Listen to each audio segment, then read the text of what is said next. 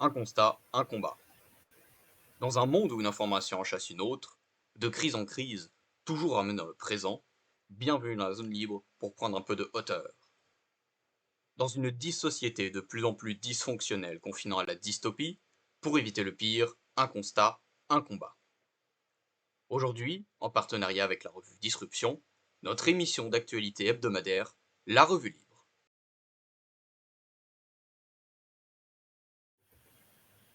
Bonsoir Flavie. Bonsoir Noah, comment vas-tu? Bien et toi?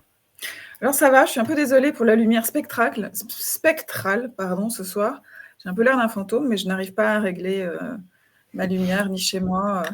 C'est un truc sur l'écran qui ne fonctionne pas bien, donc je suis désolée si je fais un peu peur, c'est un peu spooky. L'îlot d'obscurité. Ouais. Oui, c'est pas grave. L'important c'est qu'on te voit et surtout qu'on t'entende. Ouais. Par contre, évite de bidouiller le micro. Oui, j'évite de faire du bruit. Alors, quels sont les sujets que nous traitons ce soir? Nous commençons par... Noah. Alors, ce soir, on va parler de ce que l'on n'a pas pu faire la semaine dernière, malheureusement, à cause de problèmes techniques. Donc, de toutes les négociations et toutes les avancées qu'il y a eu autour de l'Ukraine. Certes, ça va être un petit peu daté, mais c'est pour ça qu'on va passer assez rapidement dessus. Ouais. On va également parler des déclarations et des, quand même, relatives répercussions qu'ont eu les propos de J.D. Vance, donc le vice-président états-unien, à Munich, à l'occasion de c'était, je crois, une réunion sur la sécurité. Puis on va parler un peu plus précisément des États-Unis. Ton micro, attention. Donc des États-Unis, de leurs droits de douane et de petits trucs de politique interne. Puis on va voir vite fait ce que apparemment Trump planifie pour Gaza, parce qu'il a un peu eu l'occasion d'en parler et de faire parler de lui. Et on va parler du gros sujet d'actualité qui sont les élections allemandes, les élections fédérales allemandes, et on va revenir à une actualité de la semaine dernière, qui était les réunions de sécurité et des partis à Paris, dont on n'a plus entendu parler, ce qui laisse supposer à quel point ça a eu un impact important. Donc, sur ce, je te laisse commencer avec ce sujet dont on ne semble pas pouvoir sortir depuis 3 ans, l'Ukraine. Disons que ça avance, oui, le sujet avance. Après, c'est vrai que on a quand même quelques surprises sur la façon un petit peu, je dirais, un petit peu expéditive de Trump de gérer quand même certains éléments, notamment la demande qu'il a auprès de l'Ukraine sur les terres rares. Hein. Là, il a considéré qu'il devait se rembourser autour de 500, attendez, je ne vais pas dire, c'est 500 milliards milliards, hein, je crois que c'est bon, 500 milliards. Probablement milliards, 1 million c'est trop peu. Oui, non, 500 millions, c'était une autre somme pour un autre sujet. Oui, 500 milliards, et bon, évidemment, je crois que ça il n'a pas insisté là-dessus, je crois que c'est pas passé, évidemment, mais en tout cas, il lorgne vers les terres rares ukrainiennes pour se faire rembourser les sommes qu'il a avancées. Alors, c'est très, très compliqué de comprendre les sommes qui ont été avancées. Ça va vraiment dans tous les sens. Si lui, il parle de 500 milliards, mais je ne sais pas très bien de quoi il parle, parce qu'a priori, l'Europe a quand même donné un petit peu plus. Il y a les aides un peu financières. plus que 500 milliards Non, mais justement, pas du tout ces sommes-là, mais des sommes, je suis en train de les chercher, oui, voilà, 70 milliards. L'Europe aurait donné 70 milliards en aide financière humanitaire et 62 milliards en aide militaire. Et les États-Unis, 50 milliards, donc 20 milliards de moins en aide financière humanitaire, et à peu près la même chose en aide militaire. Donc les 500, je ne sais pas très bien de quoi ils parlent, et c'est très compliqué, je trouve, d'avoir... C'est curieux, ou alors ça doit être le total des aides, mais je crois que le total des aides s'élevait aux alentours de 340 milliards de dollars, un truc comme ça. Et Zelensky, le total, tu veux dire, entre les États-Unis et l'Europe? Oui, le total de toutes les aides, humanitaires et militaires, vers l'Ukraine. Et où Zelensky avait dit, oui, il n'y en a pas la moitié qui est arrivée. Oui, déjà. L'autre moitié, je ne sais pas où elle est. C'est pas, personne ne sait. Du coup, il y a Trump qui est en mode, il est où mon argent? Bon, c'est pas c'est pas que celui des États-Unis, hein, parce qu'il y a aussi l'Europe derrière. Mais Mais déjà, comment c'est c'est beau. possible qu'ils n'ont pas pu tracer l'argent? Enfin, tout ça est aberrant et tout ça est complètement dans un flou. Mais Comment on peut dire on n'a pas reçu l'argent? Ou alors ils l'ont reçu, mais il y en a une partie qui est partie dans les poches de certains. Enfin, alors, il est possible qu'il y ait eu, que ce soit quelque chose qui soit lié à la corruption interne de l'État ukrainien, qui, on a quand même oublié de le rappeler, mais qui était avant 2021 et l'entrée en guerre, présenté, et parce qu'il l'était, comme l'un des États les plus corrompus d'Europe. Ouais. Du monde, hein, presque aussi, je crois. On l'a mis, oui, mais déjà d'Europe, c'est pas mal. C'est déjà pas mal. On l'a mis sous le tapis parce que il fallait se ranger derrière l'Ukraine pour les montrer comme les gentils, ou au moins les défenseurs, ce qu'ils sont. Mais c'est possible que l'argent soit parti dans les poches soit de Zelensky, soit d'autres, éventuellement des oligarques et des hommes Ouais, d'État, ça c'est ou assez, ça aussi, semble assez ou aussi des personnalités des pays envoyeurs qui se sont juste servis de l'Ukraine comme usine de blanchiment d'argent, ce qui ne Oui. serait pas surprenant de la part notamment des Européens, mais aussi des États-Uniens, hein, vu ce que le fils Biden faisait en Ukraine, entre autres. Oui. Alors tout ça est une très grande opacité. Moi, je trouve déjà que rien que ça, c'est complètement désespérant en fait en termes de vérité. Donc on dit bien qu'elle est la première victime de la guerre. C'est la L'Ukraine, vérité, alors oui. moi, c'est vrai qu'il faudrait étudier les autres guerres, mais ça fait longtemps qu'on n'a pas été en guerre en tout cas sur le sol européen, depuis les années 90. Enfin, s'il y a eu, non, mais des guerres qui... La guerre de l'ex-Yougoslavie, mais là, c'est Oui, la guerre la cette plus... guerre-là, mais depuis, il y a eu quelques conflits, mais pas une guerre de l'ampleur Oui, de mais celle de c'est Yougoslavie et c'est d'Ukraine. effectivement pas une véritable guerre, et puis là, on est sur le conflit le plus médiatisé de l'histoire, Non. avec le plus grand suivi. On a internet, on a tout ce qu'il faut pour avoir plein d'informations, ce qui fait que, aujourd'hui, on a des sites qui nous permettent de suivre en quasiment jour au jour le jour, l'évolution du front en Ukraine, même si bien sûr les 2 camps, russes et ukrainiens, gardent le secret sur la réalité des pertes de leur côté, enfin de chaque côté, et en surexagérant celles de l'autre et en minimisant les leurs. Ça, Oui, bon, l'histoire le après, on sait à dira, peu près où ça en est. Enfin, le Donbass est quand même on peut faire des récupéré par la estimations. Russie, en gros. Mais, Oui, mais ça, mais c'est pas les pertes, mais oui. ah oui, oui, mais je pensais que tu parlais de perte de territoire. Ah oui, oui. Mais qu'est-ce que je voulais dire? Oui, aussi la guerre de Yougoslavie à l'époque, il n'y avait pas les réseaux sociaux et tout ce que tu veux, et une communication beaucoup moins hystérique. Hein. Mais bon, il y a eu aussi beaucoup de mensonges, hein, mais qui n'ont été découverts que beaucoup plus tard. Il y avait moins de doutes, parce qu'on avait moins la possibilité de remettre en cause la parole officielle à l'époque, puisqu'il n'y avait pas les réseaux sociaux. Mais L'entreprise de nettoyage ethnique des Serbes par les Serbes des Kosovars, hein, ouais, bon, on en attend toujours les preuves, hein, de ça. Ouais. Par contre, bon, ce qui s'est passé en Bosnie, ça, c'est un petit peu plus certain en termes de saleté de guerre. Mais c'était... On va dire que le nouveau millénaire commençait bien quand même. Tu veux dire sans guerre? Enfin, que c'était une des dernières guerres européennes, on pouvait le penser. Alors, je n'étais pas là, mais les guerres en ex-Yougoslavie, c'est dans la fin des années 90 ou début 2000? C'est fin 90. Enfin, c'est au cours des années 90. Oui, c'est ça, avec la désintégration de la Yougoslavie. Mais bon, plutôt que le siècle se finissait bien, et était un peu annonciateur par certains aspects de ce qui allait venir plus tard. Hein. C'est-à-dire annonciateur, dans quel sens tu veux le dire? Manipulation autour d'une guerre, la notion de guerre juste, tout ce genre de choses. Ouais. Ouais. Oui, c'est ça, la notion de guerre juste, en effet. Ça, c'est un thème qui a commencé avec cette guerre-là, plus ou moins. C'est un peu les mêmes modalités de narratif qu'on reprend. Bon, on fera peut-être une émission sur la Yougoslavie, mais c'est pas ce soir. Alors, moi, alors pour revenir sur tout ce qui a pu être dit comme propos souvent très discutables, pour revenir sur ceux d'Emmanuel Macron la semaine dernière, hein, que la Russie est une menace existentielle pour l'Europe. Alors, je ne sais pas, il faudrait qu'il précise qu'il entend par existentiel.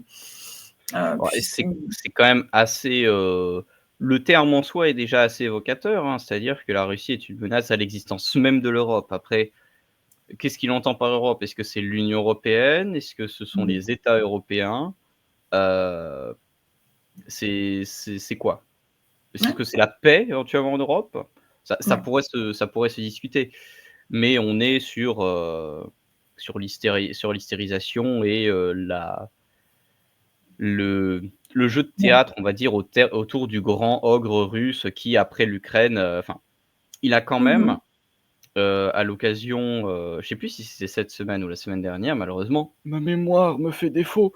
Hem, à l'occasion d'un live qu'il a fait sur sa propre chaîne YouTube et sur d'autres réseaux sociaux, je crois aussi, où il a montré une magnifique carte de l'Ukraine à l'envers. Ah oui, à l'envers, oui, oui, mais je voulais y venir aussi à cette alors c'est pas Voilà. lui qui la montre à l'envers, paraît-il, c'est BFM lors de sa re bah, quoique j'ai vu le TikTok à l'envers aussi, mais je sais pas. Enfin, en tout cas, il paraît que c'était BFM qui a Non, non, non, reproduisant mais un TikTok, ouais, non, s'est retrouvé avec mais une carte, évidemment à l'envers. ouais, bon, on peut dire que c'est peut-être, une intention maligne de le faire passer pour un idiot ou pour plus idiot qu'il ne l'est, c'est Ouais, possible. Un esprit mal intentionné est peut-être responsable de ça. Mais toujours est-il que lui, qu'il a dit des bonnes choses très intéressantes, comme le fait que en voulant se préparer, à ce qu'il allait dire à Donald Trump pour le rallier à sa cause et pour qu'il ne fasse pas, les négociations sans les Européens, ce qu'au final Trump va faire, parce mmh, que quand bien même ce qu'en dit BFM TV des résultats de l'entrevue de Macron et Trump, où il a réussi apparemment à quasiment retourner Donald Trump, oui, oui, oui, c'est ce et que j'ai ben, entendu, il a reconnu et Donald bah, Trump, Trump, ouais, bon c'est apparemment il a intéressant. pas changé, il va garder les Européens hors de cette affaire parce que, on laisse uniquement les gens sérieux parler et pas besoin des valets, pour discuter entre maîtres. Ouais, ouais, ouais. Et ce qu'il a pu dire entre autres et qui moi m'a bien fait, sourire pour ne pas dire, que ça m'a mis un peu mal à l'aise tellement que c'était gros. C'était que, non mais s'il bat l'Ukraine, Poutine va récupérer toute son armée, qui est l'une des plus grandes d'Europe, avec Ouais, tout il faut notre savoir, matériel occidental. il nous a tellement dit qu'elle était en déchéance totale et qu'il était en train de perdre parce que son armée n'avait Ah aucune puissance. mais Faut savoir. oui, mais non, mais c'est le double discours. La C'est Russie est en train de toujours, perdre, mais cette fois-ci, ouais. bon, la Russie est quand même menaçante et si jamais elle Ouais. gagne, elle va récupérer nos équipements. Alors autant le Non, parce fait qu'il que avait fait 2 vidéos. Il avait fait celle-là en disant: «Bon alors, je vais aller voir Donald Trump et je vais lui dire, au fond», il met ses petits points, «Au fond, c'est pas comme ça. tu ne peux pas être faible vis-à-vis de président Oui, tu Poutine, ne ce peux pas être n'est faible pas face à toi, Poutine. c'est pas ta personnalité. Au fond, je vais te dire tout ça». Bon, ce qu'on pu alors on n'a pas vu évidemment tous les entretiens, parce qu'on a pu voir des images, c'est pas exactement le même ton Des d'entretien. extraits, oui, Des extraits, voilà, donc mais bon, alors évidemment, ceux qui veulent nous dire que ça s'est très bien passé, que Macron a retourné Donald Trump peuvent nous le dire, puisqu'on n'a pas tout vu, hein, donc on peut toujours supputer ce qu'on a envie de supputer. Mais pour revenir juste rapidement à cette carte à l'envers, en plus, alors moi, je commence à regarder la carte, mais je me dis: «Mais de quoi on parle?» Parce que le Donbass se oui, retrouvait c'est pas clair du complètement tout, à gauche, vers le haut. Et il me dit: «Alors je vous explique», c'était un peu: «Je vous explique les enfants», on était un peu à la maternelle. La zone rose, il n'a jamais prononcé le mot alors qu'on la Donbass, voit hein. pas claire, hein. On la voit pas claire, on voit pas clairement les zones et Dosage. tout ça, Non. mais Excusez-moi, mais j'ai mon fils qui veut passer, c'est vraiment pas le moment. T'en c'est pas le moment. Oui, c'est pas le moment. Je suis désolée, en fait, il est en pyjama. Bon, la zone, oui, il parle d'une zone rose. Donc jamais il prononce le mot Donbass. Et alors, c'est marrant de cette façon de retourner l'information. Alors, ça serait vraiment à la destination de gens totalement ignorants, hein. Il nous dit, elle est toute petite, vous voyez, cette zone. Donc, bah, la Russie qui voulait envahir toute l'Ukraine a perdu. Tu te oui, souviens, c'est ça, c'était ça? elle a pas Parce qu'elle réussi n'a à que envahir cette toute petite l'Ukraine, zone tout ça. rose, en plus une zone qui paraît totalement, ouais, pas Bah, très il en intéressante, pas très en en stratégique. en en Alors que le soi, Donbass est il stratégique. oui, en soi, il fait quand même une présentation qui est, même s'il est orienté, est quand même un peu Effectivement. correct parce qu'il rappelle que, bah, la Russie a eu plus de territoire en Ukraine, notamment, qui est arrivé au nord de Kiev, qui a réussi à aller jusqu'à Kharkiv avant de s'en Mmh. faire repousser par la contre-attaque ukrainienne. Oui. Mmh. Et sur certains points, il a raison, mais C'est il très oriente du orienté. coup le C'est vrai point de que vue moi, je et ne sais pas si l'interprétation. la Russie, si les Russes ont essayé d'envahir toute l'Ukraine. Ils ont essayé d'aller à Kiev, c'est vrai que Ils c'était un ont peu. ils ont essayé de faire vraisemblablement un coup de main, c'est-à-dire de mettre la main sur Kiev et sur Zelensky pour arrêter la guerre rapidement. Ce qui était, intelligent, mais ils ont pas mis assez de moyens. Est-ce que c'est les Ukrainiens qui ont résisté suffisamment bien, pour empêcher ça? Probablement. Est-ce que c'est les Occidentaux qui ont injecté du matériel suffisamment vite pour entraver Ouais. l'avancée russe? Possible. Mais les faits sont que, ils ont pas réussi à prendre Kiev et du coup la guerre, qui aurait dû durer 3 semaines elle dure depuis 3 ans. Ouais. Oui, alors est-ce qu'ils voulaient prendre Kiev ou en tout cas changer le gouvernement? Mais Enfin, ça revient au même. ouais. S'il prend Kiev, il peut changer le gouvernement et il peut faire la paix et imposer sa paix. La finalité est la même, c'est la Russie qui gagne. Là, on va avoir la même finalité, peut-être pas avec autant pas avec, comment dire? Autant de cartes en main, et la main sur la capitale, ce qui fait que, Poutine n'a pas tout. Il ne va pas pouvoir tout prendre, tout ce qu'il le désire, mais il va pouvoir quand même récupérer, très probablement, une bonne partie de ce qu'il désirait. Reste à voir qu'est-ce que ça va être, in fine. Donc je crois qu'il a pas, enfin en tout cas je crois, c'est évident, il n'a pas Odessa pour le moment. Je pense qu'en effet, il voulait quand même Non, peut-être descendre jusqu'à Odessa, et que ça c'est pour l'instant. c'est ce qu'on dit, mais bon, Non, mais ça avait une logique. C'est-à-dire qu'il prenait il descendait jusqu'en bas, il avait toute la. oui, après c'est Odessa qui a un statut Voilà, c'est particulier l'accès à la mer. parce qu'on rappelle qu'Odessa, qui est une ville, alors c'est une ville qui date de l'époque de Catherine II, bref, on va pas faire d'histoire, mais c'est une ville qui est majoritairement russophone, dans la partie ouest de l'Ukraine, qui est majoritairement ukrainophone. Alors que normalement, c'est à l'est et à l'est du Dniepr, qui est le fleuve qui coupe l'Ukraine en deux, que la majorité de la population est russophone. Et Odessa est une exception à ça, vu que c'est une ville c'est une ville nouvelle, avec beaucoup de colons, on peut dire ça, de l'époque russe et soviétique, qui était une ville balnéaire, tout ça, sur la mer Noire. Et du coup, c'est un endroit aussi stratégique parce que c'est un port assez important dans la zone. Ouais. Bah oui. On n'est pas loin de la Crimée, tout ça. Alors, tu disais russophone. Oui, c'est une ville encore assez russophone. Mais Oui, elle est majoritairement russophone. Majoritairement, je sais pas. Je connais des gens là-bas qui sont très anti-Poutine, mais bon, ça c'est pas. Oui, c'est normal. C'est pas parce que la majorité de la population est russophone. Russophone ne veut pas dire russophile, tu veux dire. Exactement aussi. Mais aussi la ville s'est faite, partiellement bombarder. Je sais pas du tout à quel point ça en est. Bon, la ville n'a pas été rasée, contrairement à certaines autres villes, rasée à cause des combats, mais la ville s'est prise des frappes, donc forcément, il y a moyen que des gens soient pas contents. Oui, c'est la guerre et tu es pas content quand ta maison ou ton appartement, il se prend une bombe sur la tronche, forcément. Oui, puis ils ont subi, depuis le début de la guerre. C'est menaçant en tout cas. C'est pas toujours des bombes. Enfin, il y en a. Elles tombent pas en plein milieu de la ville. Elles tombent sur le port. Elles tombent un peu à côté. Mais bon, voilà, oui, alors pour revenir rapidement, donc il y a eu la conférence de Munich sur la sécurité avec la fameuse intervention de J.D. Vance qui dit aux Européens que le danger, ce n'est pas la Russie, ce n'est pas la Chine, mais c'est plutôt un danger interne à l'Europe, puisque l'Europe, selon lui, se suicide pour plusieurs raisons et abolit de plus en plus ce qui faisait son unicité, enfin sa particularité. Ses libertés. En gros, il a fait un discours où il a ciblé 2 principales menaces, vraiment contre les Européens. L'immigration extra-européenne, qui évidemment fait beaucoup jaser. Et puis l'autre aussi fait beaucoup jaser, c'est normal, la restriction de la liberté d'expression en Europe, qui, en prenant des exemples de cas au Royaume-Uni, de personnes qui se font arrêter pour des tweets ou des propos, et en Allemagne, des personnes qui se sont fait, je crois, souhaiter, façon de parler, qui ont vu la police débarquer chez eux, pour avoir critiqué, je crois, le vice-chancelier ou un ministre. Mais la liberté d'expression est sauvegardée. Et en gros, il a dit aux Européens, vous avez survécu et triomphé des soviétiques, du communisme et tout ça, faudrait pas tomber dans un libéralisme autoritaire. Ah non, il faudrait pas renoncer aux valeurs importantes de la démocratie, que sont La liberté Ouais. d'expression. On voit bien que c'est un États-Unien qui parle, parce que la liberté Mmh. d'expression aux États-Unis, elle est sanctuarisée, pas comme en Europe. Mmh. Quoique au Royaume-Uni, a priori, c'est Ouais. plus traditionnel, même si ça se dégrade toujours, notamment avec les événements qu'il y a eu avec Starmer, tout ça, et les émeutes xénophobes / racistes à la suite du drame de Southport.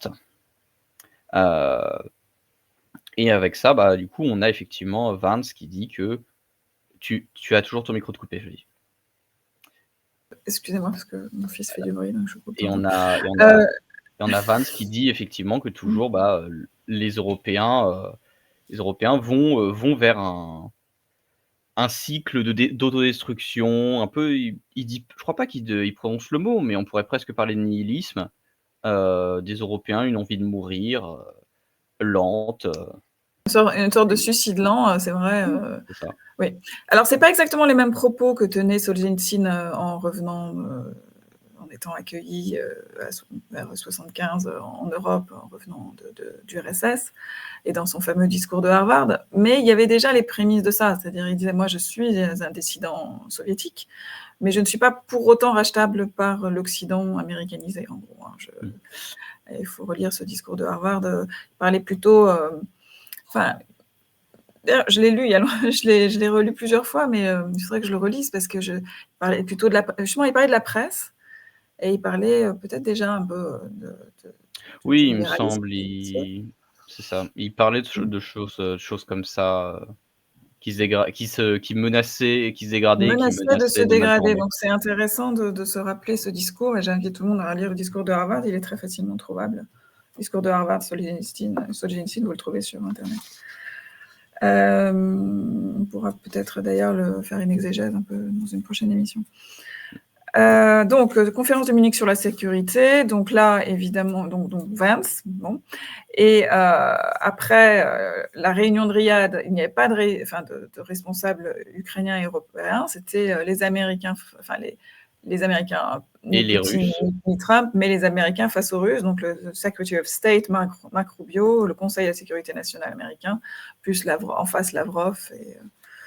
L'inénarrable Sergueï Lavrov.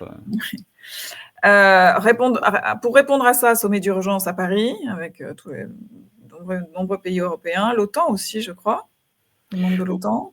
Oui, Voilà. Macron a convoqué à Paris une réunion d'urgence de la part avec je crois, je sais plus si c'était le Premier ministre ou le ministre les ministres des Affaires étrangères du Royaume-Uni, de l'Italie, de l'Allemagne, de l'Espagne, du Danemark, des Pays-Bas, de la Pologne,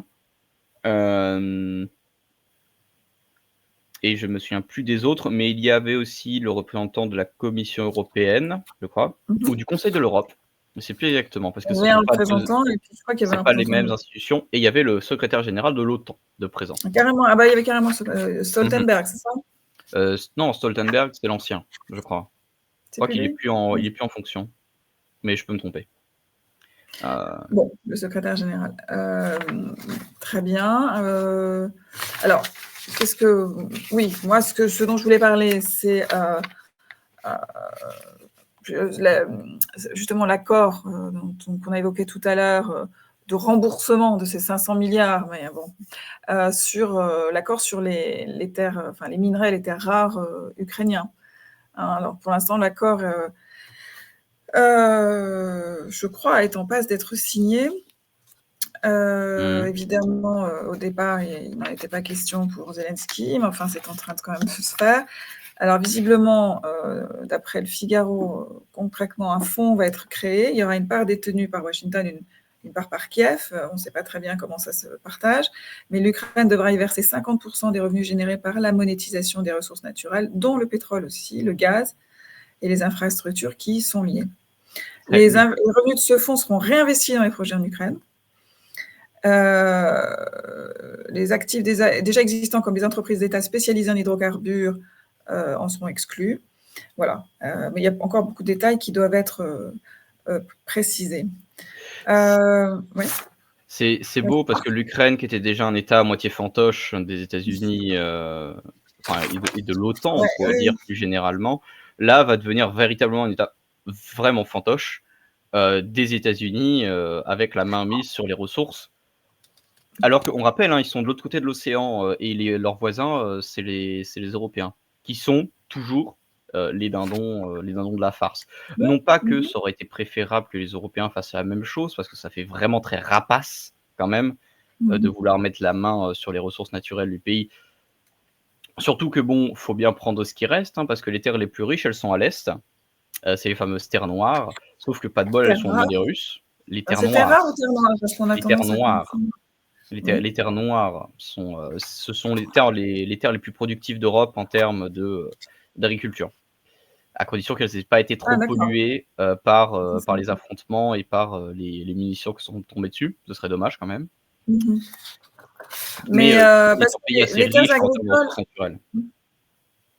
oui, les terres agricoles, elles étaient très largement détenues par des multinationales américaines avant la guerre. Je pense que ça s'est un peu augmenté aussi pendant la guerre.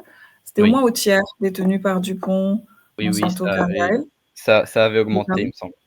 Alors ça se rapprochait pas mal du 50%. Voilà, attends, parce qu'il y a tellement de choses à dire, je suis désolée, je suis un peu obligée de regarder mes papiers. Donc les États-Unis devraient contrôler à 100% un fonds aussi consacré à la reconstruction de l'Ukraine, qui sera abondé par Kiev à 50% grâce aux revenus de l'extraction des minerais. Alors ça a été jugé inacceptable et refusé. Hein. En même Donc, temps, un fonds qui est financé à moitié par l'État ukrainien, mais sur lequel l'État ukrainien n'a aucune main. Donc on c'est peut ça. comprendre que ça plaise pas Ouais. trop. 5% des ressources minières mondiales sont concentrées en Ukraine. Ouais, c'est pas C'est mal, pas hein. rien. Et c'est vrai que Après, dans quelle partie de l'Ukraine? C'est ça le est-ce que truc. c'est le Donbass justement? Beh, Pas en mal dans le Donbass, mais sinon ça paraissait assez réparti. Donc, il y avait... dans le Donbass, il y a des ressources et tout ça, mais l'Ukraine, de manière générale, est assez riche. Mais la question, c'est qu'est-ce que déjà la Russie va retirer? Alors, une chose est sûre, elle va retirer au moins les territoires qu'elle occupe militairement actuellement, en cas de conflit. Mais est-ce qu'elle va en avoir plus? Si oui, à quel point? Est-ce que ça serait, toute la rive est du Dniepr? Ça paraît un peu beaucoup, mais c'est pas impossible. Est-ce que Odessa va aussi finir aux mains russes? C'est pas impossible, mais ça peut faire beaucoup. Et dans ce cas-là, il resterait que la moitié occidentale de l'Ukraine, qui conserve des richesses, mais qui en a perdu enfin qui n'en a pas une bonne partie. Ah, il faudrait voir en fait comment ça finit véritablement toute cette affaire.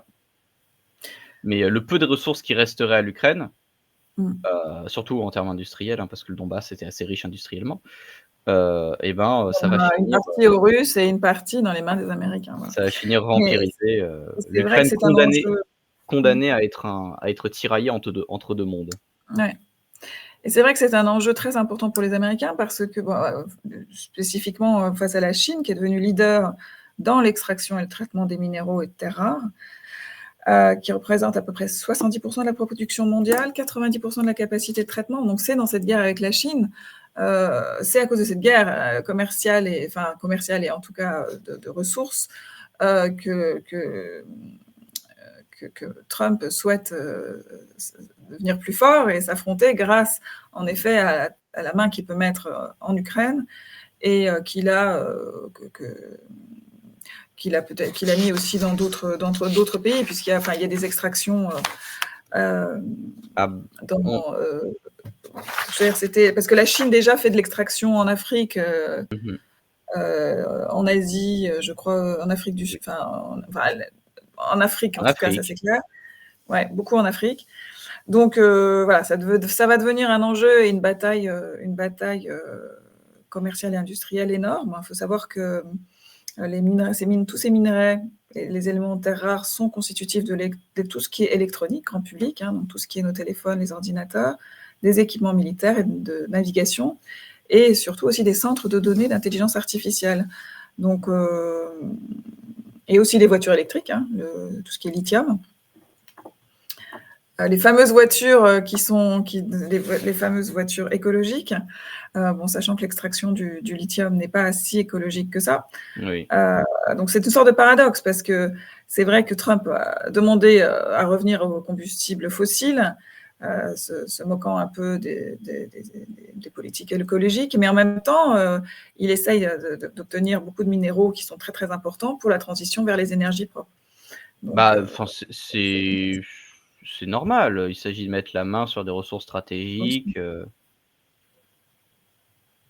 Et alors, ce que je lisais aussi, c'est que les États-Unis ont beau être quand même deuxième producteur mondial de terres rares, ils ont peu de capacité de raffinage en fait. Donc ils exportent des matières premières, mais ils dépendent des importations de produits raffinés. Alors que la Chine maîtrise toute la chaîne. Ouais. Ils ont Euh, pas tout. bon.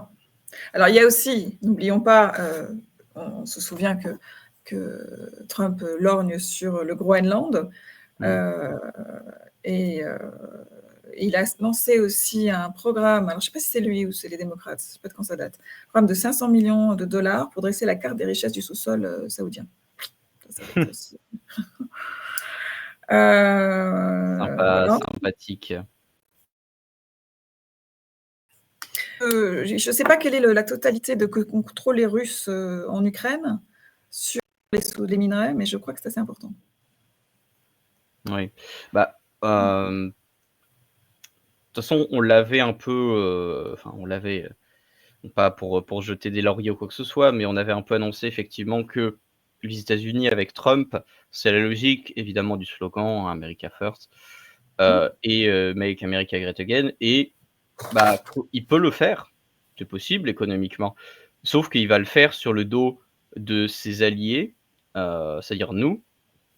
Bon, les Européens sont quand même ils sont pas trop contents, déjà parce que c'est Trump et qu'ils l'aiment pas, mais aussi parce qu'ils voient que Trump, il a pas leurs intérêts. Trump est moins subtil, il est pas comme un Non, il est pas démocrate très à essayer de faire croire que non, mais c'est pour votre Non, bien. mais il y Là, a subtilité et hypocrisie et dissimulation, c'est deux choses, alors différentes, on va bah, dire. l'hypocrisie Trump peut n'est pas faire partie. subtil, mais les autres. Oui, bah, enfin, ça peut rentrer dedans. Mm. Hem Et Oui, c'est vrai. bah, du coup, il les cache en disant, «Bah, écoutez, on va vous foutre des taxes sur la tronche, si vous êtes, Mm. pas d'accord pour faire des accords avec nous, qui nous seront évidemment favorables. Au passage, on veut mettre, la main sur les ressources de l'Ukraine parce qu'on a dépensé un bon pognon dessus, et on veut, faire tenir tête à la Chine. Donc vous allez passer à la casserole, si vous vous alignez pas sur nous». Mhm. Donc c'est très brut et ça plaît pas aux Européens parce ils ressentent, alors les Européens qui étaient déjà des paillassons, hein, ressentent plus clairement le fait d'être un paillasson et d'être méprisé par son maître, ce qui n'est pas très Ouais. agréable. Au moins les démocrates, ils pouvaient maintenir les apparences de, «Non mais on vous écoute, on a quelque chose à Oui. faire de ce que vous pensez». Trump, Ouais. il se gêne pas trop avec ce genre de choses, ce qui est bien en un sens, Bah, ce parce qui que est ça plus fait que les brutal, mais Européens. plus clair en fait, hein, parce que Oui, c'est ça. le Les problème, c'est que Européens ont ça a pas le choix. beaucoup, les démocrates ont beaucoup noyé les esprits parce que les crédulités aussi, parce que beaucoup de gens croient les gens à partir du moment où ils ont dit quelque chose. J'ai souvent entendu, bah, il l'a dit, donc c'est vrai. Donc là, il est facile il y avait la manipulation des masses a été quand même extrêmement importante ces dernières années. Alors, est-ce que Trump est peut-être aussi, j'imagine qu'il ment aussi. Bon, en Bien tout cas, là, sûr, il bien paraît sûr. assez direct et assez bon. Ça ne veut pas dire que par ailleurs, il ne dissimule pas d'autres choses. Mais en tout Oui, cas, c'est vrai que ce sont des méthodes très, très difficiles, très différentes, je veux dire, pardon. bah, il y va de front et il annonce plutôt la couleur, il fait de la menace, Mmh. c'est pas très dans les codes de la diplomatie, Non, contemporaine et forcément ça choque. ouais, Mais ça a le c'est mérite d'être clair pour les gens, c'est bien parce que ça fait que Trump est pas aimé, typiquement, hein, par non, les non, étrangers. mais parce que oui, mais pas aimé parce que voilà, il n'est pas Mais parce aimable. mais oui, Mais en fait, on n'est pas aussi, là pour l'aimer, mais enfin, il ne met pas les formes et non. de fait, il dévoile, Trump, c'est l'impérialisme états-unien, oui, mais une autre formule, sous une autre formule qui n'est pas forcément de l'expansion, d'une, Oui. allez, on va dire d'une pieuvre, d'une hydre globale et tout ça, qui est un peu la vision démocrate, mais qui est là, pour le coup, avec Trump, plutôt une sorte de sangsue qui ramène tout vers le centre, qui sont les États-Unis, en sens un Mhm. véritable empire qui pille les périphéries pour alimenter le centre, alors que les démocrates avaient un côté plus sympa et partageux, au moins en apparence, surtout en apparence. Mais là, c'est que les masques tombent et Trump, il s'en fout. Lui, ce qui compte pour lui, c'est les États-Uniens. Et ce que pensent les étrangers de lui, je pense qu'il en a un petit peu rien à faire tant que ses électeurs sont contents. Et il a raison. Ce qui compte, c'est son peuple et il a été élu pour ça. Mhm. Il y a aussi donc un 16e paquet de sanctions contre la Russie par l'Union européenne, qui comprend interdiction d'importer de l'aluminium russe dans l'UE et aussi limite les exportations de pétrole russe. Donc on continue. Une aide militaire d'au moins 6 milliards d'euros a été annoncée très récemment. Oui, bon, après, dans la suite de Macron, Jean-Noël Barrot qui nous dit que la Russie est évidemment l'ennemi de la France et que si Lavrov l'appelait, il ne répondrait pas au téléphone. Le truc, c'est que Lavrov ne l'appellera pas, je pense. Oui, il en a pas grand-chose à faire. Non. Mais est-ce que tu penses que quand la paix sera signée, parce qu'elle sera signée, et bon, c'est ce qui vaut mieux quand même pour l'Ukraine en tant que pays, l'Ukraine va morfler, très clairement, mais De toute façon, quand même. au moins ça va faire en sorte que des gens vont arrêter de mourir sur le champ de bataille. C'est déjà souhaitable. Mais de toute façon, il y a aussi une prédation européenne. Là, pour l'instant, il y a une prédation américaine évidente. Non, mais parce qu'en fait, ce qu'on nous a vendu comme des dons d'argent étaient des prêts. Donc, c'est une façon de tenir après. L'Ukraine n'est pas solvable, c'est un État failli. Déjà, elle n'est pas solvable. Donc, ça veut dire qu'elle aurait été exsangue et endettée, surendettée. Mais elle va l'être. C'est pas qu'elle. Elle le sera, voilà. Mais il y a aussi. C'est moins clair sur ce que comptaient faire les Européens, mais il y avait aussi ce même genre de procédé. Se faire pour parler un peu crûment, se faire des boules en or sur le dos des Ukrainiens, oui, c'est tout à fait possible. Mais est-ce que tu penses que du coup, quand cette paix sera signée, est-ce que les sanctions seront levées ou est-ce que les Européens continueront à être des candoles incroyables et à brider leurs économies et leurs échanges avec la Russie? Moi, je ne peux pas prévoir la bêtise des décisionnaires européens. Oui, mais mais là, il y a un 16e paquet de sanctions, là, je viens de le dire. Donc oui, mais c'est que la guerre est toujours en cours. Oui. Non, justement, franchement, j'en sais rien. La guerre est toujours en cours, et puis comme on le dit sur LCI, si on a de la chance et si on est optimiste, la guerre pourra continuer. Pour l'Ukraine, avec l'espoir de reconquérir le Donbass. Oui, c'est ce que dit LCI. Oui, si on peut être. C'était quelque chose comme ça. C'était assez incroyable. Ceci dit, Trump a dit aussi quelque chose face aux journalistes d'assez étonnant. Qu'en échange de cet accord, l'Ukraine recevrait 350 milliards de dollars. Donc, il se plaint des 500 milliards, mais il y avait 350 dont il parlait, beaucoup d'équipements militaires et le droit de continuer à se battre. J'avoue que ça m'a laissé un peu. Si l'Ukraine veut continuer, si l'État ukrainien veut continuer de faire la guerre, les États-Unis peuvent pas vraiment l'en empêcher. Mais s'ils ont plus d'aide, vraiment, s'ils ont plus d'aide matérielle. Mais s'il y a un accord de paix qui est signé, j'ai trouvé cette déclaration extrêmement étrange et j'avoue que je viens juste. Redis alors, s'il te plaît, Donald Trump, face aux journalistes dans le bureau ovale, a expliqué mardi soir que l'Ukraine, en échange de cet accord, donc l'accord sur les minerais, les terres rares et aussi les ressources naturelles, donc l'Ukraine recevrait 350 milliards de dollars, beaucoup d'équipements militaires et le droit de continuer à se battre. L'Ukraine, dit-il, est très courageuse, a de bons soldats, mais sans les États-Unis, son argent et ses équipements, cette guerre aurait été terminée rapidement. Oui, mais... Oui, c'est très bizarre.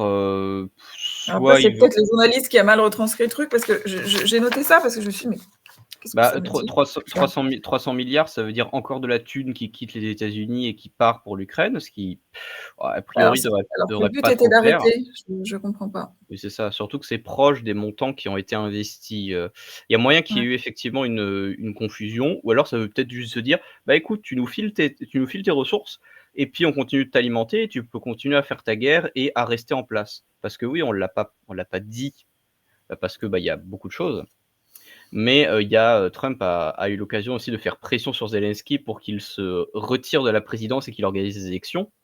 Parce qu'on Ouais. rappelle qu'il a déclaré la loi martiale et que de fait, il n'y a plus d'élections en Ukraine. Bah, c'est logique aussi, on est en temps de guerre, c'est normal.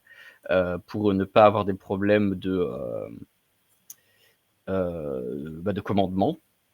Mais de fait, Zelensky, de là à dire que c'est un dictateur, le terme est fort, mais c'est un dirigeant élu, qui ne peut pas être, renversé par les urnes pour l'instant. Et Oui. Oui.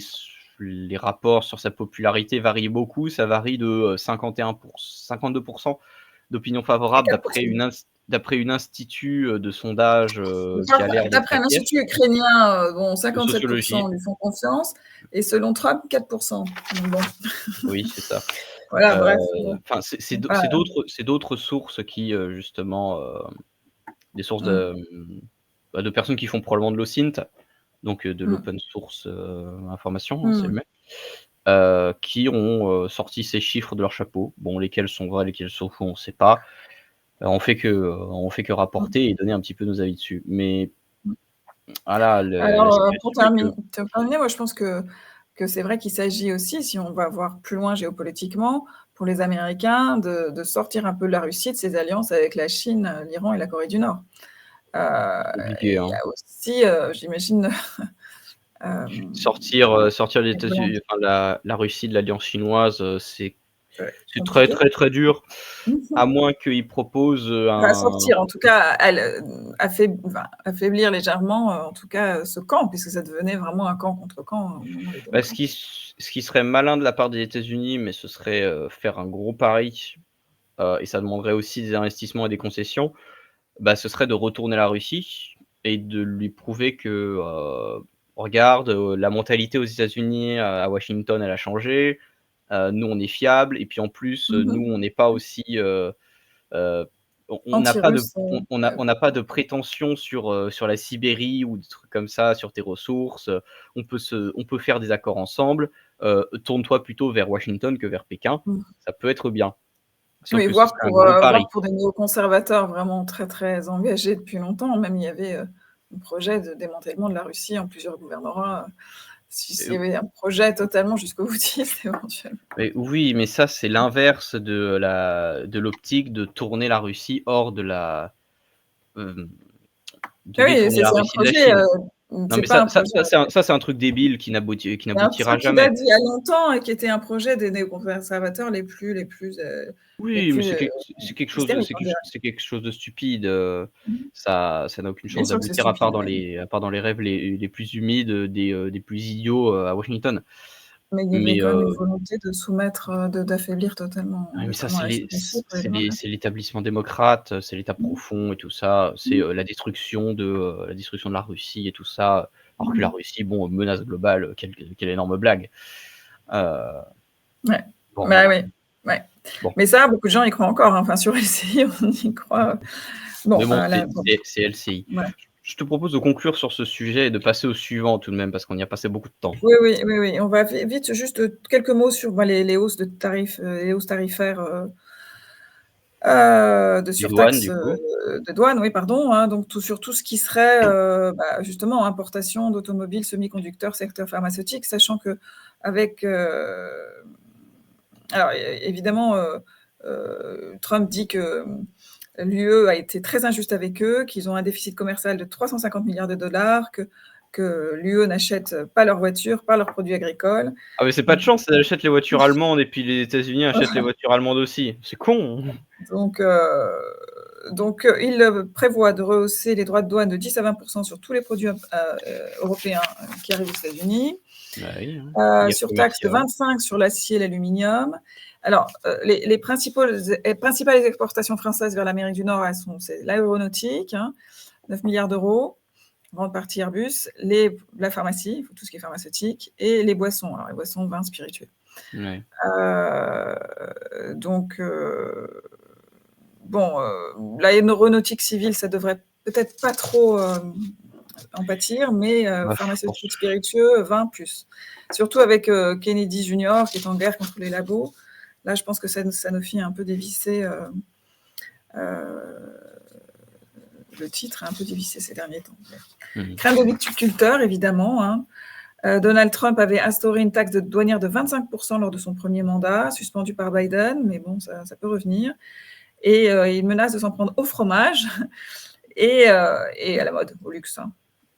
Après, ça, il y a la taxe 2019 de Macron sur les Après, s'ils apprécient de ne manger que comme des Anglais, c'est leur droit, hein. Mais bon, je croyais que RFK voulait lutter contre l'obésité et la mauvaise santé. C'est pas avec la nourriture 100% états-unienne qu'ils risquent d'y arriver, hein. Mais oui, bon, enfin, après... c'est pas non plus avec du vin et du fromage. Bah non, c'est très Oui. bon le vin et le fromage, je peux raconter, c'est vrai. Mais je suis pas sûre que ça concerne une grande partie des Américains de boire du vin français. C'est vraiment un truc pour la côte est, c'est la côte ouest. Bien sûr. Alors après, on nous dit que la France, avec ces mesures, verrait ses exportations baisser de 0,5% et son PIB de 0,1%. Donc, je trouve ça totalement ridicule. Génial. En fait. Enfin, je comprends. oui, Alors, c'est le chiffre du Figaro. Ça impacterait. De fait, ça baisserait la consommation de produits importés parce que leur prix augmenterait, c'est logique. Bah, mais après, ça dépendrait. Si les États-Unis ont plus de moyens, ont des salaires meilleurs, que les douanes augmentent, c'est gênant, mais ils peuvent suivre. Et je rappelle aussi que la balance commerciale française est déficitaire à hauteur, je crois, de au moins 90 milliards. Je crois qu'on est de l'ordre de 90 milliards d'euros de déficit commercial. C'est déjà énorme. La France, je crois, a la pire balance commerciale au moins d'Europe de l'Ouest, si ce n'est de la zone euro, mais je ne voudrais pas trop avancer et dire de trop grosses bêtises là-dessus. Ouais. Attends, déficit commercial France. Tu veux que je vérifie rapidement? Vas-y. Oui, en effet. Alors, oui, non, voilà. Moi, je disais 160, tu disais 99. 90. Mais en fait, inférieur au record enregistré les 2 précédentes années, c'est-à-dire que ça a été bien 164 milliards en 2022, mais ce n'est que 100 milliards d'euros de déficit en 2023. Donc, moi, je croyais que c'était, je croyais qu'on était sur 100 milliards de déficit l'année dernière. Après, est-ce que l'année dernière c'était en 2024 que j'ai vu ça et du coup c'était sur 2023, ou est-ce que c'est pour l'année 2024? Je sais pas. Là, je t'ai donné les chiffres 2022-2023, mais c'est vrai que c'est étonnant. Et sur fond, disent-ils, de la conséquence de la guerre en Ukraine. Mais bon, je vois quelle blague. Mais c'est vrai que le marché russe fermé, avoir le marché russe qui est fermé aux entreprises françaises, ça n'a pas dû aider. Parce que il y avait Renault qui était notamment bien implanté en Russie. Bref, on va pas revenir sur à quel point c'était stupide la fermeture des entreprises françaises en Russie et tout ça. On l'a déjà dit, tout le monde le sait. On va pas s'éterniser dessus. On va passer au sujet suivant si tu veux. Non, mais excuse-moi, il y a juste un truc que je comprends pas. Bon, je peux pas te le lire parce que on dit il s'est creusé. Bon, j'ai plus accès à mon information, donc c'est pas grave. On va passer à la suite. On en parle une prochaine fois. Oui, c'est pas grave. Ce n'est pas le sujet. Du coup. Juste rapidement sur Trump aussi, sur Gaza. Oui, bien sûr. Faire de Gaza. Je sais pas si tu as vu le clip très douteux de la nouvelle Riviera à Gaza.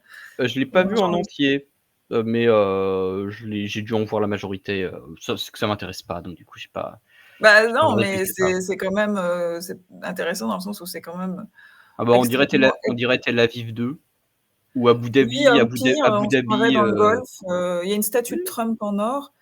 Et c'est un peu douteux vu ce qui s'est passé. C'est des représentations. Enfin bon, t'as aussi Elon Musk qui boit un verre, Trump qui. En intelligence artificielle, oui. Oui, c'est ça. Bon, c'est pas terrible. Bon, est-ce qu'on passe rapidement aux élections allemandes? Bien sûr, parce que c'était censé être le gros morceau, sauf que le gros morceau, voilà, on voit. Donc, sur On a les dû élections. rattraper la semaine dernière.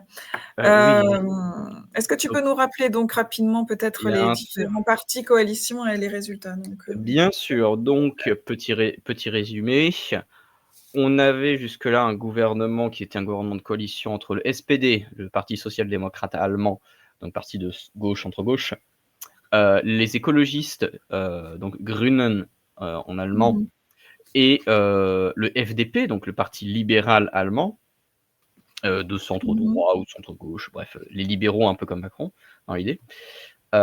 Et le gouvernement était menacé de tomber et la coalition avait de fait pris fin lorsque le ministre de l'économie, qui faisait partie du FDP, a démissionné du gouvernement, donc du gouvernement de chancelier Olaf Scholz, qui est Mmh. issu du SPD.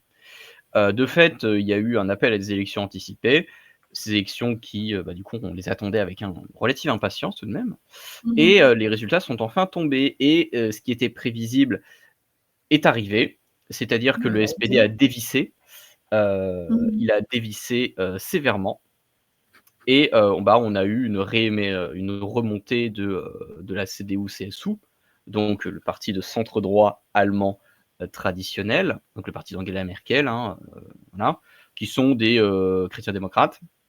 Mmh. Une montée de l'AfD, Alternative for Deutschland, qui sont la droite dure / extrême droite allemande. Et globalement, c'est à peu près ça en termes de dynamique. On a aussi le parti de gauche anti-immigration, qui a monté, le BSW, et le Le parti parti, Wagenknecht, c'est ça? c'est Non, ça, de je Sarah crois de qu'il a Sarah monté. Wagenknecht, oui, je crois que c'est ça, c'est le Mais il parti est de pas à Sarah. 5 hein. Oui, il a quand même monté, et le parti de gauche, donc Die Linke, qui lui aussi a monté en popularité. Du coup, on se retrouve avec aujourd'hui, 2 partis qui ont remporté les élections de fait, la CDU-CSU, qui a pris par rapport aux élections précédentes 4 donc 4 brut, dans les points, faisant qu'elle a remporté 28 des suffrages, et l'AfD qui se retrouve avec 21 environ, des suffrages, ce qui marque une progression d'environ 10 alors que le SPD a chuté de 9 le FDP a chuté de 7 les Verts ont chuté de 3 Die Linke, Mmh. donc gauche dure, gauche radicale, semblable un peu à Mmh. LFI, a monté de 4 et le BSW a monté apparemment, lui, de 5 5 apparemment. Et Alors ce fameux Merz, et donc il est le résultat de quelle alliance? le fameux Merz. Le futur, futur chancelier? Ah! Évidemment du parti le plus important, la CDU-CSU. C'est un profil assez intéressant, dans le Ouais, sens où c'est un ancien, de chez, bah l'inénarrable oui, bah oui. entreprise BlackRock, Mmh. heu, qui a, on en pense ce qu'on en veut, qu'on soit d'accord ou non, mais l'une des déclarations qui a fait, beaucoup de bruit, c'est que pendant la campagne, la CDU-CSU, de manière assez prévisible, a fait un discours, assez dur en termes notamment de sécurité, de frontières et d'immigration et tout ça, pour, éviter de se faire trop déborder par sa droite, par l'AfD, et pour, capitaliser sur, les Mmh. faiblesses de fait du gouvernement précédent. Et donc on avait, le fameux Merz qui a annoncé que, jour 1 du nouveau gouvernement, s'il était chancelier, eh bien, il, instaurerait des contrôles aux frontières, oui, je crois que c'est des contrôles aux frontières stricts, la non-acceptation de migrants illégaux et des trucs comme ça. Bref, quelque chose, digne des heures les plus sombres de l'histoire de l'Allemagne.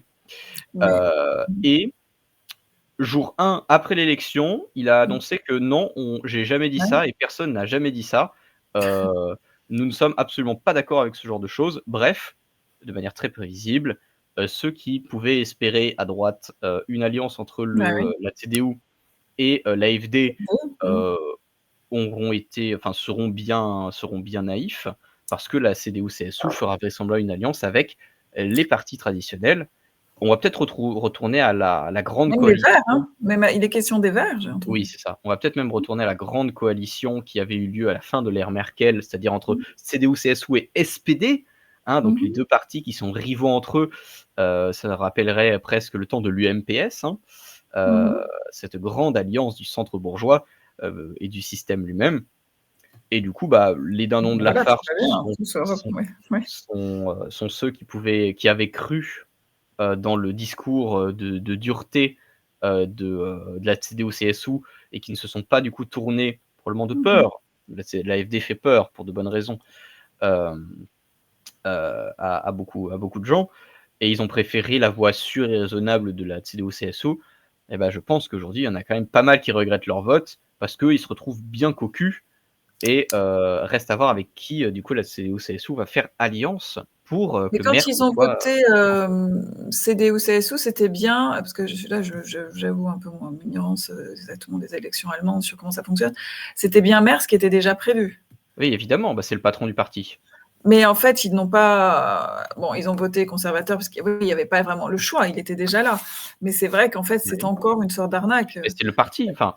Oui, mais le parti, en fait, à la tête de ce parti, c'est pas exactement ce qu'on appellerait un conservateur. Mais c'est pas, ce n'est pas ça tant le problème, c'est le programme du parti en lui-même. Merz se veut le porte-parole du parti. C'est normal. Il incarne un programme et du coup, il le déclame. Après, la personnalité qu'il y a derrière, oui, c'est important. Mais la personnalité en elle-même, OK, c'est bien, mais si le programme est bien, s'il peut être appliqué, tant mieux. Au final, le programme était un épouvantail, enfin, au moins une partie, Ouais, mais pas oui. forcément tout, et il va se retourner vers la gauche, fatalement. Mais surtout sur l'immigration, parce qu'en fait, il s'est fait élire là-dessus. Oui. C'est un peu comme pour le Brexit. Et après, il s'est complètement dédié juste après son élection. C'est-à-dire, là. Bien sûr. À voir Impressionnant. cependant si on ne va pas à nouveau avoir des votes de loi bipartisanes, enfin, du moins avec le soutien de la CDU-CSU et de l'AfD. C'est pas impossible. On l'a bien eu avec une loi sur l'immigration qui avait fait beaucoup jaser et qui a marqué la fin du cordon sanitaire et rappelé les heures les plus sombres de l'histoire de ce merveilleux pays qui est l'Allemagne. Mais on n'est pas encore venu le jour d'une alliance gouvernementale CDU-CSU et AfD. Donc là-dessus, l'histoire n'est pas encore prête de se répéter. Non, mais on a un peu l'impression qu'il y a quand même chaque fois une arnaque pour les électeurs. Alors moi, je ne sais pas exactement Oui, ce qui peut être. non, mais de fait, il y a un côté fondamentalement malhonnête, hein. La Merz est, alors que je sois d'accord avec lui ou non, je trouve assez gerbant le retournement de veste de Merz qui est indécent. Vraiment, il n'y a pas d'autre mot, c'est indécent et c'est vraiment prendre ses électeurs pour des imbéciles. Et j'espère sincèrement qu'ils vont se faire sanctionner, durement aux prochaines élections. Mais si le gouvernement Merz qui émergera, qu'importe avec qui il sera fait, ne prend pas certaines mesures un peu de dureté ou du moins d'apparence de dureté, la CDU-CSU se fera croquer une grande partie de son électorat, je pense, par l'AfD qui continuera. Oui, c'est là où ils sont pas très malins. C'est-à-dire qu'en fait, ils gagnent du temps, mais. Ils continueront de capitaliser sur le fait que ce sont des mous, que les autres sont des mous, mais le problème de l'AfD. Ils sont pas des mous, hein. C'est juste qu'ils ont une différence idéologique, mais c'est pas qu'ils sont faibles face à l'immigration, c'est qu'ils ne veulent pas le faire. Il y a quand même le patronat allemand qui est derrière, j'imagine aussi le CDU-CSU et le patronat allemand. Le fait de ne pas vouloir agir dessus fait que de fait tu es mou. C'est normal. Mais le problème pour l'AfD, c'est que quand bien même l'AfD atteindrait le score symbolique qui marquerait un drame pour l'histoire de l'Allemagne de 33%, qui rappelle était le score du NSDAP en 33, enfin en 1933, c'est ça. même s'ils atteignaient ce score, eh bien, s'il n'y a pas d'autres partis qui sont d'accord pour faire un gouvernement avec eux, ils seront dindons de la farce parce que ils pourront pas, même si ce seront le premier parti.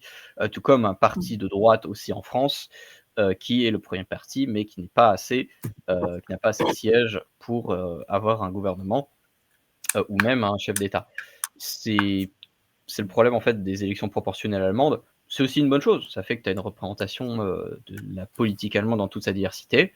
Mais bon, si le reste du système n'est pas d'accord pour que une majorité, pas forcément absolue, des opinions des gens s'appliquent, eh ben, elle s'appliquera pas. Et moi, je pense que l'AfD, à moins qu'il y ait un changement interne de pouvoir au sein de CSU, l'AfD sera condamnée à rester dans le coin et à éventuellement apporter du soutien sur certaines lois et tout ça, mais ils n'auront aucune place dans un gouvernement. Ouais. Je pense. Mais ils sont assez doués, parce que c'est ce qu'ils arrivent à faire en Allemagne, ils le font en France d'une autre manière et aussi en Angleterre. De façon de bloquer une sorte c'est vrai, de réaction des électeurs sur les questions migratoires ou de souveraineté de façon plus générale. C'est assez machiavélique. Oui. Mais c'est le jeu du pouvoir, des élections et aussi de la démocratie. C'est les limites de la démocratie d'ailleurs. Si la majorité des partis n'est pas d'accord, la majorité absolue des partis n'est pas d'accord avec le fait que une majorité, mais qui de fait est une majorité en minorité, s'exprime, et c'est la tyrannie, comme on appelle, pour un peu critiquer ça, c'est la tyrannie de la majorité, la démocratie. Oui. Mais c'est normal, c'est le système qui est comme ça. Oui, avec toujours un parti qui est dans l'ambiguïté, parce qu'il y a aussi les partis du centre où, comme ça a été chez nous pour Macron, c'est-à-dire qu'il joue sur l'ambiguïté, et donc avec des électeurs qui votent, il y a une sorte de malentendu en fait sur le programme et sur les intentions. Oui, bon, là, le FDP, il est quand même tombé genre à 4%. Et le Parti libéral en Allemagne, sa partie est quand même assez important, mais on n'a pas un centre aussi fort qu'en France. Même si en Allemagne, leurs politiques sont beaucoup plus centre. Tout le monde est un peu plus au centre, de manière générale, et eux, c'est comme si en fait on avait toujours des républicains qui étaient forts, un PS qui était fort. Leur vie politique n'est pas encore aussi polarisée, elle n'est pas encore à un stade aussi avancé que la nôtre. Même si, avec le BSW, parti de gauche anti-immigration, Die Linke aussi, qui n'est pas anti-immigration cependant, à gauche, et l'AfD à droite, ça commence à se profiler. Ça fait quand même du monde qui veut un changement en fait, mais sauf que ça s'organise pas. Qui est mécontent. Bon là, je pense que c'est peut-être bon pour ce soir. On est désolé encore pour la semaine dernière, on a eu des problèmes techniques, donc on a dû reprendre un peu les sujets de la semaine dernière. C'est pour ça qu'on a été un petit peu long sur l'Ukraine, entre autres. Voilà. On traitera les sujets de la semaine pile la semaine prochaine. Merci beaucoup, Flavie. Merci à toi, Noah. Bonne soirée à tous. Bonne soirée. Au revoir. Au revoir.